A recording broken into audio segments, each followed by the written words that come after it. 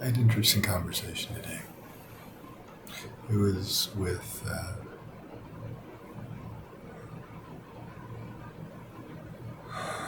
someone who's facing the loss of a loved one,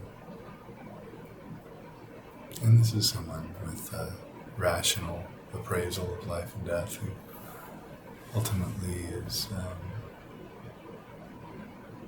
non-believer in an afterlife, and I respect that. But where the conversation went was pretty interesting, because it turns out that the fear and the dread and just the general sense of awfulness to be losing a parent goes beyond the grief that entails in terms of a human relationship. When we're young, there's a need to be seen by another, and to be understood. And when that's thwarted, when it's unreliably present or reliably absent or unpredictable, results in a bit of a trauma, a bit of a wound that we refer to as insecure attachment. And this gives rise to a number of different defensive structures, a number of different personality styles, ways in which people shield themselves from an existential anxiety that often traces back to these early phases of life. And at the forefront, there's this insecurity that one's presence as a psychological being, in some ways inhabiting a body, and being communicated in sound and facial expression, and all the ways in which we can empathically reach out to others, convey our inner world, much like an octopus does with its shape and colors we do with our face, our voice, our touch. And if that self, if that indwelling experience of being there is not reliably upheld by another, it creates a wound and a fear and anxiety. If it's reliably unavailable, one learns to shut it away entirely, and generally doesn't see the point in even a conversation like this one. But if one is preoccupied, which stems from what we call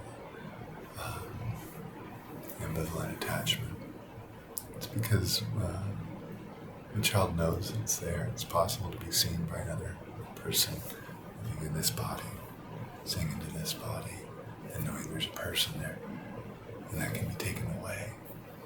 It's terrifying. Later on in life, all the different neurotic compensations that are developed from these early challenges of life that I've discussed in other lectures, they're often used with this objective of selectively providing or denying either accurate or imaginary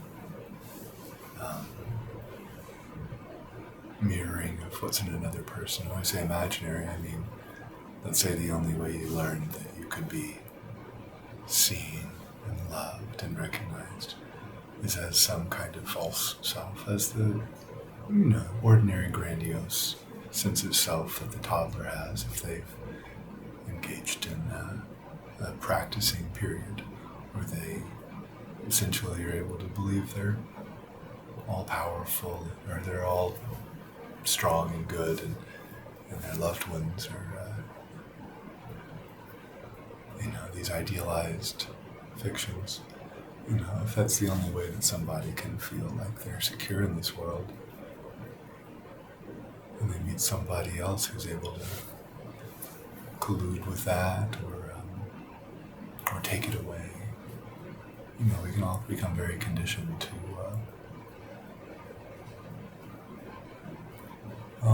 try to either collude well or control one another. But that's moving in the direction of how things go off. And where I'd like to discuss this notion of coping with the loss of a loved one is on something much more essential than all of these elaborations on neurosis. It's on the notion that what sees us, what is there that sees us in the other person, is something that is very much what is being seen inside. And for those infants, maybe about a quarter of the population to a third of the population that are securely attached, that develop object constancy. It's the sense that one lives in a world where there's the same thing that lives in us, that lives out there, that sees us and knows us. For someone who has this, it can be taken for granted, and it can be very confusing to watch insecurely attached people go around with all their stupid games. It's not really stupid at all. It's a very intricate fabric of conditioning. But for someone who still struggles with preoccupation and the attachment realm, it's one thing to lose the friendship with another human being, a human being that may have been a parent, or partner, or child.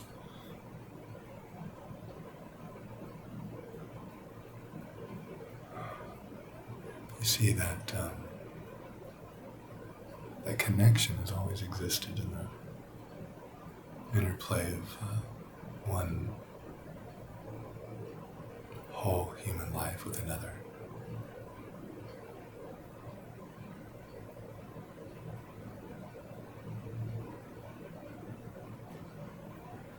Of, the inner world in one body deeply joining with the inner world in another body. And it seems sometimes there are so few people who are willing or able to really see that and hold that with us. Even though everyone has one, even if it's shut away. This is what we call the psyche, the soul. It's not really accurate to say that it's at all the same as this body.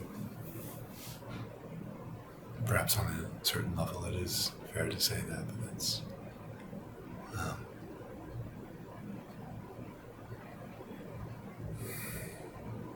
that requires a very big picture of what the human being really is. Almost something you might encounter watching Cosmos, rather than just the ordinary, this guy, that guy, this lady.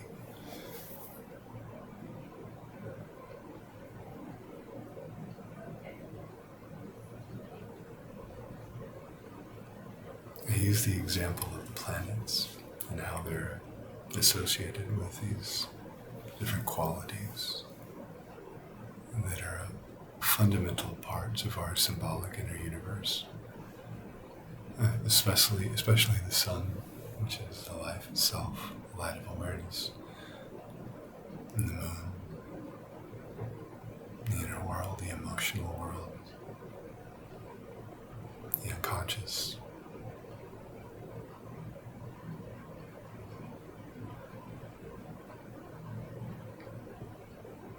which reflects that light of the sun, show us ourselves. And these polarities are very good symbolic ways of talking about what it is to know another human being, what it is to know that fundamental self of humanity, of consciousness that exists within each of us. If it seems that when the body that we've attached these qualities to goes, and we'll be without it, our moon will no longer have a sun to reflect.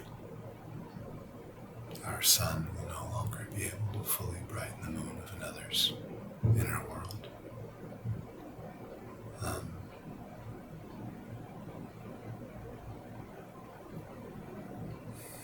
That may seem true, especially if we're materialists,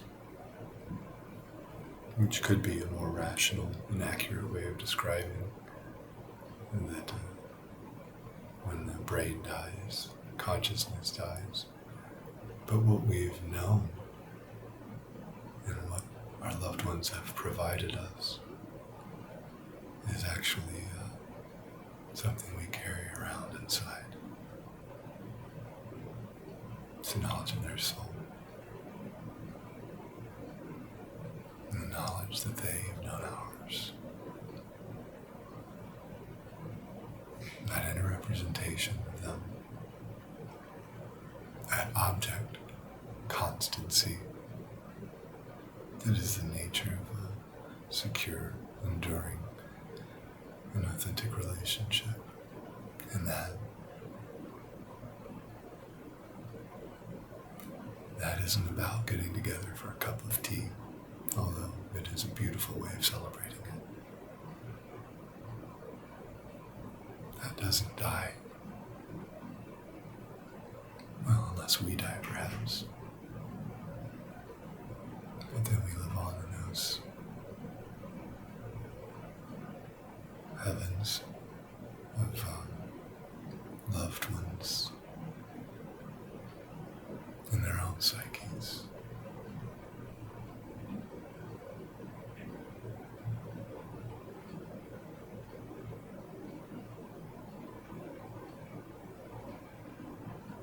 And how can one say that isn't us?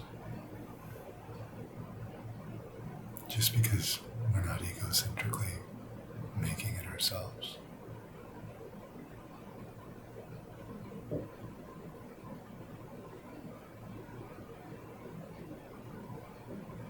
It's far more accurate to deny the finality of death.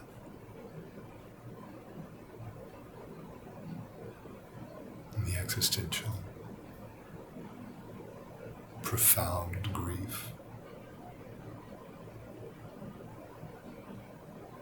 of the loss of an attachment figure is a cue of our early trauma.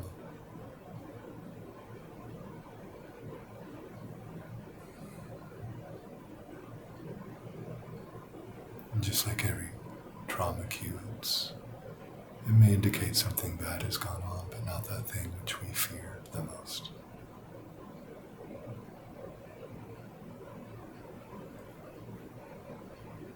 All that we've ever known of the other person will still be alive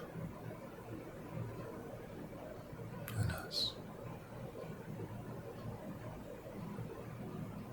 And we send them away with what we've given.